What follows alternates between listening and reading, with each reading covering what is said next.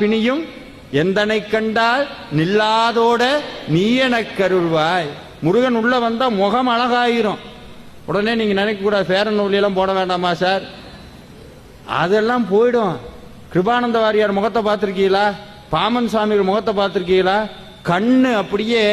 இன்னொன்னு சொன்னா நம்ப மாட்டீங்க, முருகனுடைய பக்திக்குள்ள ஈடுபட ஈடுபட ஈடுபட நீங்க மனசுல நினைக்கிறீங்கல்ல. உதாரணத்துக்கு இது வேணும் இது வேண்டாம் அப்படின்னு ஏதோ ஒன்று வேணும்னு நினைச்சோம்னா அதே மாதிரி நடக்கும். அதே மாதிரி எள்ளு பிசகாம நடக்கும். என்ன நினைக்கிறோமோ அது நடக்கும். தப்பி தவிர ஏன்னா சபிச்சு விட்டோம்னு வைங்க, யாரையாவது சபிச்சுட்டோம். ஆனா முருகடியார்கள் யாரையும் சபிக்க கூடாது. நமக்கு எதிரியாவே இருந்தாலும் என்ன செய்யக்கூடாது?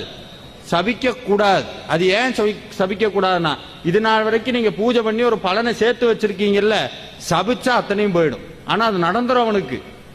எக்காரணம் கொண்டு இருந்தாலும் சொல்றேன், முருகனை கும்பிடுறவங்க, முருகப்பெருமானை பூஜிக்கிறவங்க, வேல்மாறல் பாராயணம் பண்றவங்க, திருப்புகள் படிக்கிறவங்க, வாய் திறந்து யாரையாவது ஒன்று நடக்கும்னா நடந்து போயிடும், நடந்துரும். அதனால எக்காரணம் கொண்டு என்ன சொல்லக்கூடாது?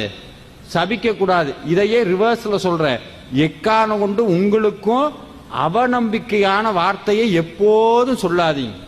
இனிமேல் இந்த வேல்மாறலை விட்டு வெளியே போகும்போது யாராவது போன் பண்ணி நல்லா இருக்கீங்களான்னா என்ன சொல்வீங்க? நல்லா தான் இருக்கும். அந்த தாண்ட தான் எல்லாம் இருக்கு. ரொம்ப நெருங்கப்பட்டவங்க கேட்டாங்கன்னா ஏதோ இருக்கும். சாப்பிட்டீங்களா? எனத்த சாப்பிட்டு. வேல்மாறலுக்கு போனீங்களா? எனத்த போய் எனத்த காலு தாங்க வலிக்குது 4 மணி நேரம் உட்காந்து. இதே இன்னொருத்தட்ட போய் கேளுங்க, எப்படி இருக்கீங்க? முருகனர்களால ஒரு குறையும் இல்லைங்க.